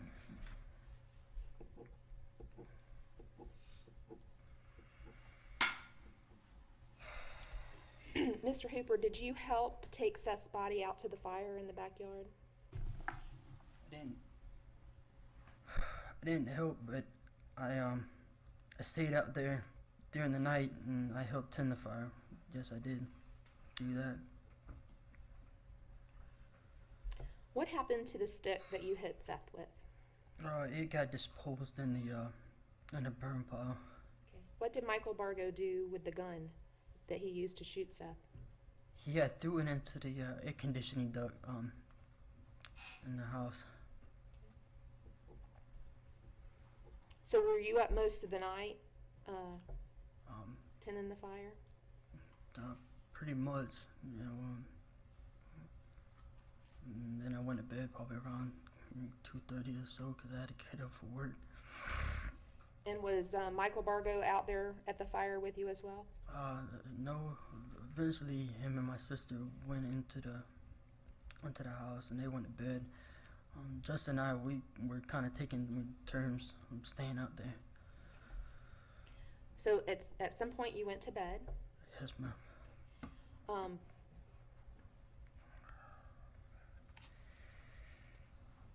And did you get up the next morning to go to work? Yes, ma'am. And how'd you get to work, Mr. Hooper? I went to Mike, Amber, and I went to my mom's house. She dropped me off at work. Okay. And what time did you have to work that day? Do you remember? About 10. I had to go to work probably around 9:30, 10 o'clock in the morning, and I didn't get off till probably 5:30, 6 o'clock that afternoon. Did Michael Bargo tell you what he planned to do on Monday with Seath Jackson's body? he was supposed to be in the rock quarry. While I was at work, he was supposed to go take him to the rock quarry. Okay, and who was supposed to help him do that? Justin and James. James Havens? Yes, ma'am. All right.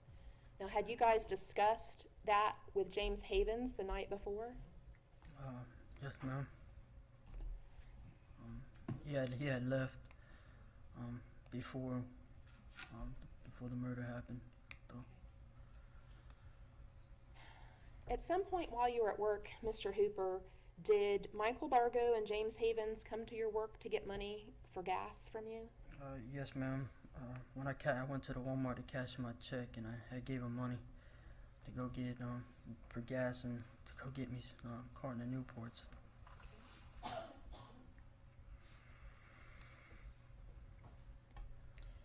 Now, when you got off work that day, what did you do? Well, Mike and James had picked me up at my job, which I thought my mom was supposed to come pick me up. And when I was on the ride home, Mike had told me that the police were looking for him, and they were in front of my mom's house. And he would drop me off at the Quick King on the corner. And he asked me for some, I remember him asking me for some money so he can, for gas money, so James could help him leave town. And I don't remember if I gave him money or not, but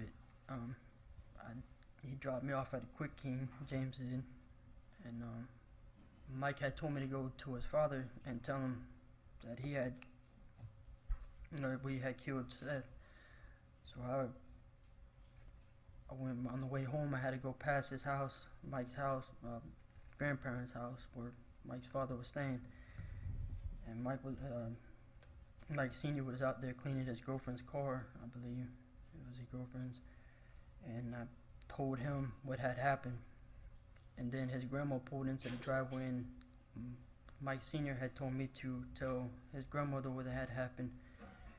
And I did, and then at that time, Will Samulot had pulled up in front of Mike's grandmother's house and was asking for Seth, and I told him I didn't know where he was, so he had took off, and I had went to my mom's house to see what was going on, and the police were out there, and they asked a few questions. Did I know him and things like that, and then after they searched my mom's house and they left, and I stayed with my mother and my dad that night, and so did Charlie and Amber. So you and Charlie and Amber all spent the night at your mom's house that night? Yes, ma'am. Okay. Now, when you woke up the next morning, or did you sleep that night? Yeah, it was a restless night. Okay. Did you tell your mom what had happened, Kyle, when you woke up the next morning? Yes, I did. After she got done dropping my dad off at work, I was outside smoking a cigarette, and my mom came through the gate, and she got off the phone, and she had questioned me about what Mike was talking about yesterday when she had dropped me off at work. About Mike was talking about a burn pile or some bullets or something like that, and he had asked my mom, would you still love me if I did something bad? And my mom had told me this, and she started questioning me about it, and I broke down and I had told my mom what had happened. Now, do you have a relative that works in law enforcement somewhere else in Florida? My uncle Robbie Knapp, who lives in Hollywood, who lives in Fort Lauderdale, but works for the Hollywood Police Department as a detective. Now, did you call your Uncle Robert Knapp, and tell him what had happened? Yes, ma'am, and he had suggested that I had my mom call the police, and tell them what had happened. Okay, and did you do that? Yes, ma'am.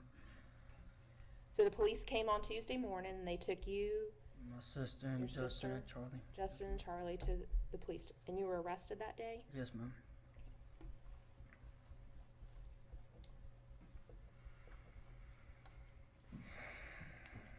That Saturday or Sunday, that weekend, Mr. Hooper, did you have a conversation with Michael Bargo about a new tattoo that he had gotten or was getting?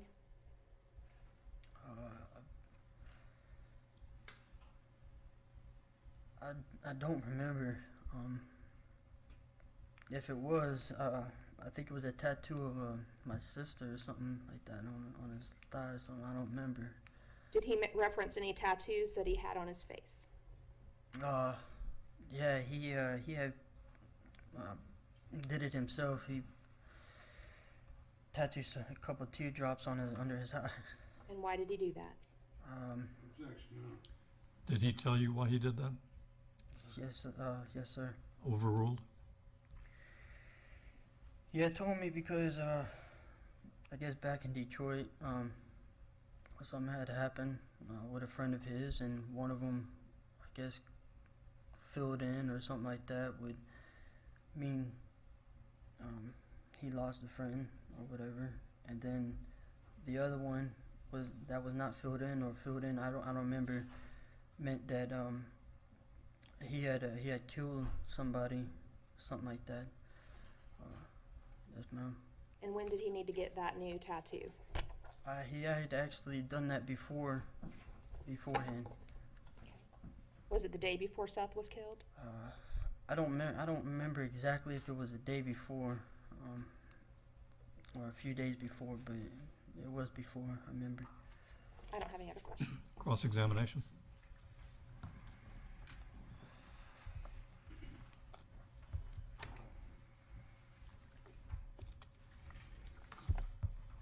Please, court.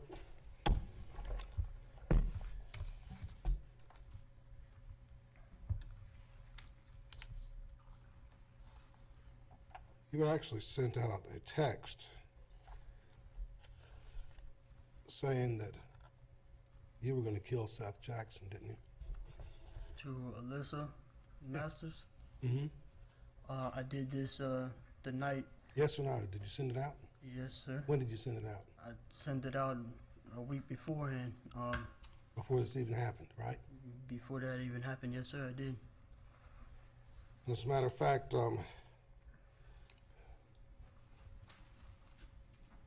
what had happened with Alyssa? What had you discovered? She was, I went to her house, and I had discovered her and Seth in bed together.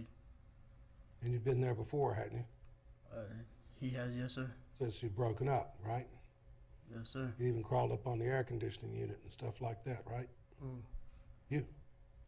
I never did none of that. I never crawled up on no air conditioning unit, none of that. We were lurking around her house after y'all broke up, right? No, no, sir. She had called me over there because we were supposed to hang out, and she would lie to me the whole night, saying she would come out and hang out with me, but she was had to take care of the kids and before they go to bed and help her mom fold clothes. And then she told me Seth was there, and I told him either he goes or I go, you know, because she knew him and I didn't get along, and I had made a remark to her that, do you want me to go to jail tonight? And what was that remark supposed to mean? Supposed to mean fighting them. You know, if I had seen him, I was gonna fight him. And then she had told me that he would have him leave the house and give her a little while. So I have walked a couple blocks, and I had went back because in some part of me I didn't believe she had had him leave, because I never seen him leave the house.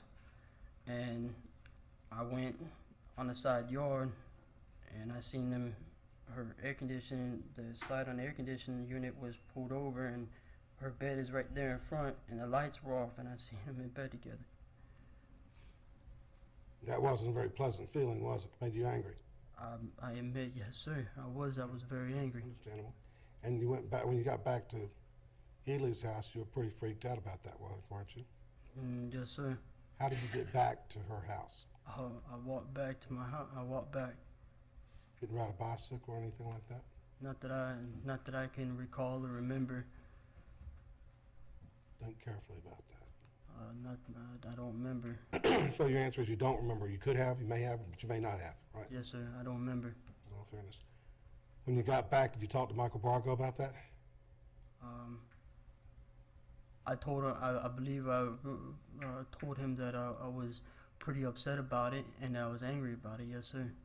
Do you remember you pretty much in a rage about it, telling him you'll kill the son of a bitch and stuff like that, or words to that effect? Yes, but I was very angry.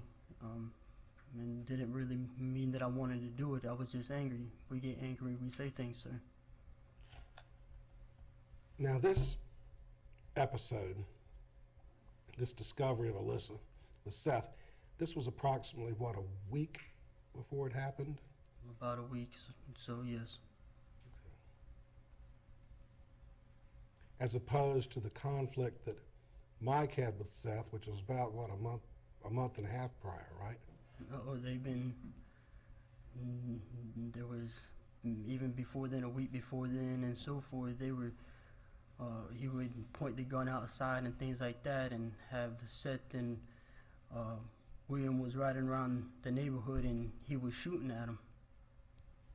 Oh, he would pretend, or he would actually, they'd ride around the neighborhood and he'd shoot at him? No, they were actually riding around the neighborhood and Mike was actually out the window, point the gun out the window and shoot at him. For real? For real. Well, what do you think of that? I mean, you were there. I was there, yes, sir. You saw it, right? Yes, sir. Did you think about calling the police? No, sir. Why not? I don't know. I just didn't call the police. I didn't think nothing of it. Ain't nothing serious of it. Why did you not think anything serious of it? How much more serious can it get? Because, I mean, they were on a whole nother block from us, and I didn't think Mike would actually hit him or anything like that. And it was supposed to be funny, a joke. It wasn't supposed to be, it was supposed to scare him a little bit also. It wasn't nothing serious or harmful. Supposed to be. It wasn't supposed to be. We were all together in interrogation. Did you ever make the comment or hear the comment made that the only thing we have left is just blame this all on Mike? No, I don't remember that, sir. You think you could you have said that? Mike had told me, and could have said that. I remember saying that Mike had told me to, if the police came and things like that, to tell the police that he had done it. Yes, and that's what I did. But Rhonda Strout had told me that to tell her the truth about what I had. That's not my question. Let me redirect you. Okay. My question is, could you have said the only thing we have left to do is pin it on Mike? I don't remember saying that. No. May you have said that? May I have? Yes, but there's a lot of things I don't remember. Yes, sir. Why is there a lot of things you don't remember? There's a lot of things said. I remember Is it just faded memory, or is it mental disease or defect or something like that? No, seriously, I'm serious. Do you have cognitive problems, memory problems? No, sir.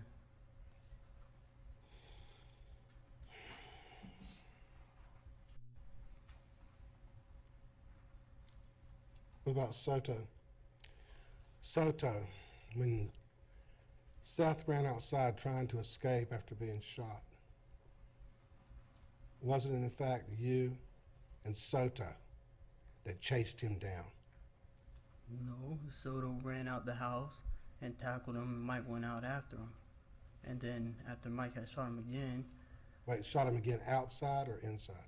Outside. Okay. I restated that before. Yeah, what were you doing at that point in time? I was in the living room, and Mike had called for me, and I had ran out to go, called for me to go help, and I had ran out there to help. So you did run outside, right? I did run outside, yes, sir. Were you drunk or were you high or whatever? Or both? Both. What were you on? I think we were smoking weed, and I think we drank a little bit that night. What was everybody else doing? I think Let's start off.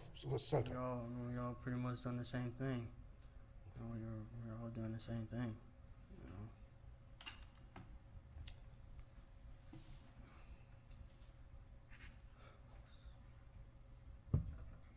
Who threw the body on the fire in the sleeping bag? Mike and Justin. You didn't have anything to do with that, right? No, sir. I stayed out there and I tended the fire, yes. You stayed out there tending the fire knowing that a body had been thrown into it? Yes, sir. And knowing that whose body had been thrown into it? Yes, sir. How did you feel about that at the time? Honestly? Yeah, honestly. I really didn't think nothing of it at the time. Okay. At least that's an honest answer. I don't have any further questions, Judge. I tended the witness. Redirect. Just briefly, a couple questions. Mr. Hooper, when this all started and you hit Seth with a stick, where did the girls go? They have ran into Charlie Ely's room. Okay. So the only two people that saw Michael Bargo shoot Seath Jackson were you and Justin Soto. Yes, ma'am. I don't have any other questions. Recross. None, Judge. May this witness be excused, counsel? Yes, Your Honor. Mr. Holloman? No objection. You're excused, sir. You may step down.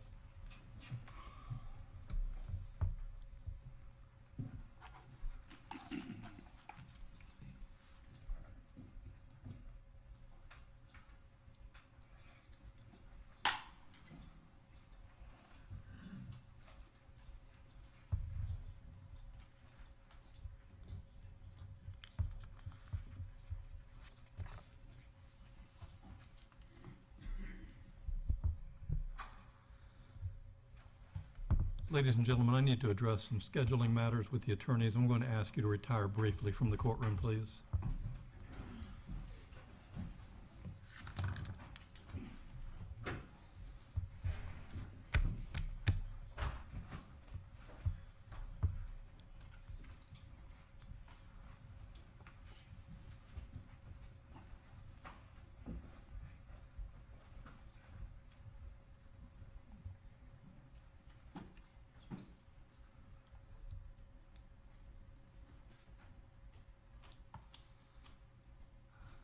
Noting that the jury has retired from the courtroom, does the state have any further rebuttal testimony? No, Your Honor.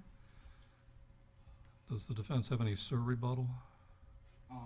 The defendant has indicated to me he may have something that is rebuttal, Judge. I haven't been able to talk to him out here loud. It's not very long. I do not know whether it's rebuttal or not, because he only gave me a hint of what it was. Judge, we would ask that that be proffered. Oh, well, I totally agree. Let me ask you to do this. Let me go ask you to go into the holding cell to confer with your client, and then return to the courtroom as soon as you are able to do so.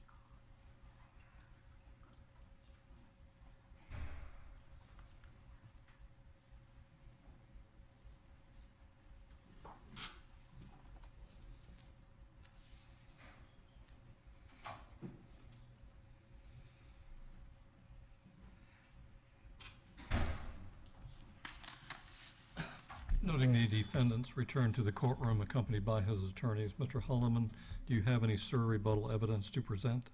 I'd like to proffer rebuttal evidence, but I don't want to proffer it as the attorney proffering it under the circumstances. I would prefer that Mr. Bargo take the stand because it appears it may very well be rebuttal evidence because there's certain things he could not talk about before until Mr. Hooper testified. You can proffer that to me.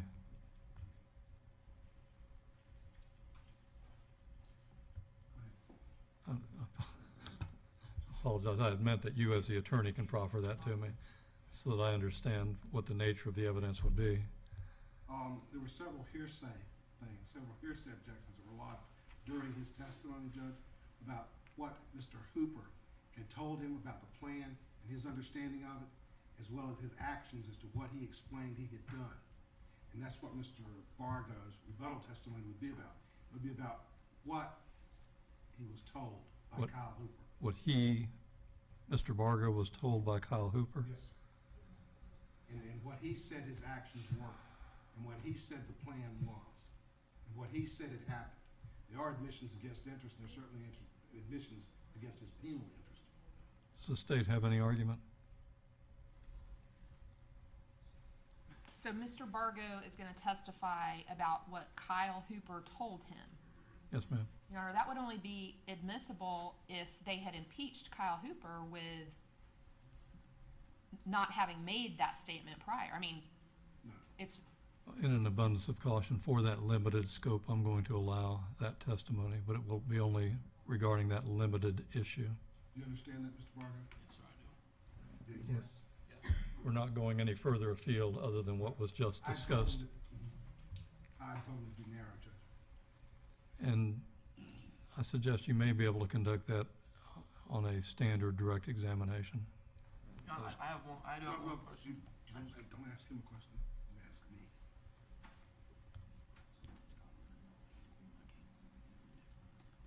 I'm just covering what he told you. That's it. Okay. Did you understand my last comment, Mr. Holloman?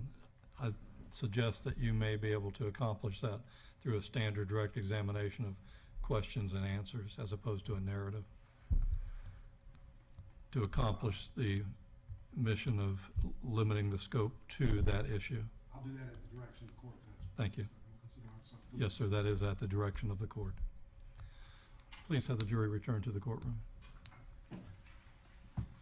1 second, Tamara. There will be no further testimony presented, is that correct? That's from the state? Yes, ma'am. Yeah, no, there's no further testimony. No additional rebuttal is being requested, is that correct? That's correct.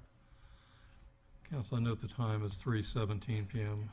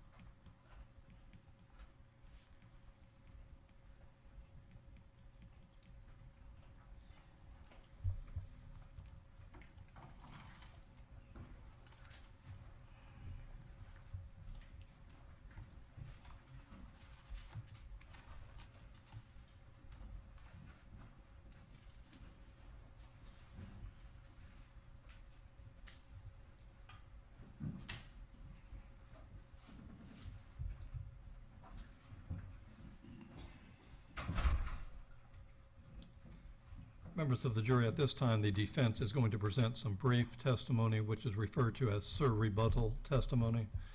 Mr. Holloman, you may call your witness.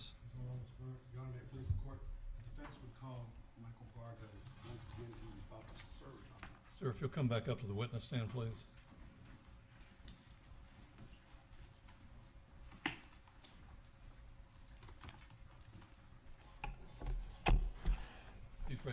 basically. You swear or affirm that the testimony you're about to give will be the truth, the whole truth, and nothing but the truth, so help you God? Yes, ma'am. Please be seated. Step to the microphone, please. Identify yourself for the record. Michael Shane Bargo Jr. You realize you're under oath this time. You're previously under oath, okay? When you arrived back at the house, you had a conversation. I did. You referenced earlier with a person known to you as Kyle Hooper. Yes, sir. What did he tell you had happened? When we went back into my bedroom after meeting him outside, he sat me down. He told me, he said, Mike, I need to talk to you. I said, all right. I said, what? He said, look, man, as soon as you left, shit got bad. And I looked at him, what do you mean when I left? I mean, my face is all messed up, and I asked him, he told me, just let me finish. Just let me finish. All right. He got to telling me this crazy story. He said him and Soto were in the bathroom after I left. After I left, they left the fire. They came inside. They went in the bathroom. So while they were in the bathroom, doing drugs in the bathroom, he said they heard a noise come out from out in the living room. So when he heard the noise come out in the living room, he grabbed the gun underneath the sink and he put it in his waistband. He said him and Soto came out. When they came out, he seen Seth sitting out in the living room. Well, he said he just went off. He said he went off and went over there, Who's he? Kyle Hooper. Okay. Kyle said he went out there and he told Seth, get out the house. Get out the house. And he wouldn't leave. He said the girls came out. He demanded that they go in the bedroom. They went back in the bedroom, and he's sitting here, and he said he told Seth to leave. Get out of the house. Get out of the house. And Seth said he wasn't leaving until Seth said he wasn't leaving until he talked to Amber. That's what he said. Something got said about Alyssa, and he said it blew up. Something about Alyssa, and he wouldn't leave. Well, Kyle got mad, so he tried to grab him to make him leave. He said when he grabbed him to make him leave, he said Seth punched him or hit him. A fight ensued. Like they got into a tussle and they ended up on the ground. He said Seth was on top of him and I don't know exactly what he said. He was hitting him or choking him or punching him. He said Seth was on top of him, just beating him. He said Soto hit him over the head with the stick. Said the stick broke off in two pieces. Said the stick broke off. Said Seth rolled over onto the stick. He said that he got up and Seth got up, except Seth got up with his stick. He said that he pulled the gun out on him and started shooting him. He said Seth dropped the stick, ran out the house. Said he ran behind him with Soto behind him, tackled him in the front yard. Said he shot him again, yelled for Soto to help him carry him back inside. So they carried him back inside and they set him on the kitchen floor. He said when they set him on the kitchen floor that there's blood on the floor or something. And he said somebody was freaking out and they didn't know what to do. So one of them decided to carry him and put him in the bathtub, I guess. So he put him in the bathtub, and he told me that when he put him in the bathtub, he heard a noise and coming from Seth, and that he didn't know what it was. So he said, and what he told me was that he came too far and it was too late. He said he then shot him a couple more times in the head. Said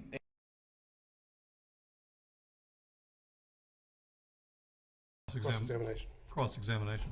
No, Your Honor. Nothing further. No. You may step down.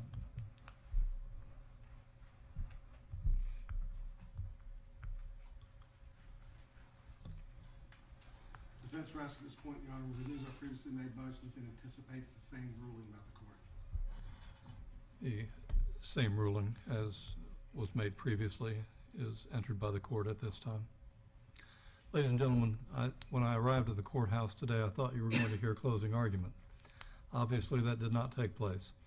No one can predict with 100% certainty the course of any trial, and obviously we have had further testimony and evidence presented today.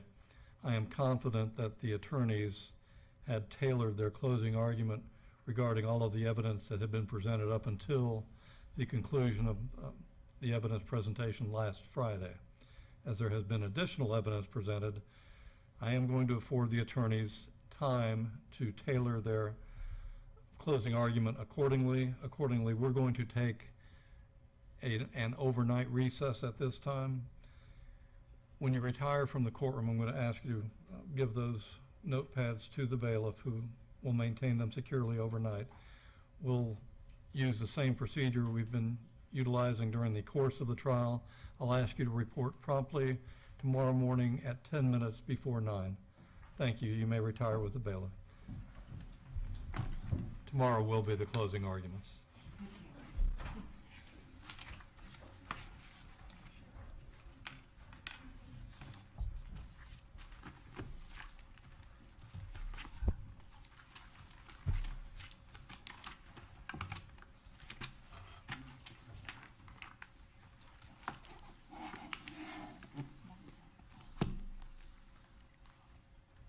Counsel, are there any matters that need to be addressed before we retire for the evening?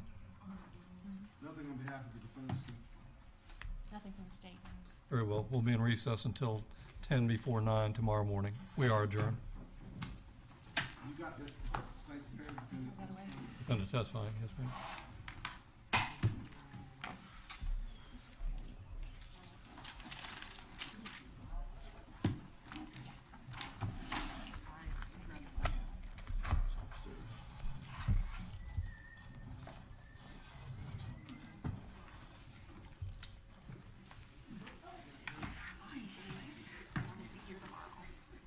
I'm not here tomorrow. So I'm gonna miss.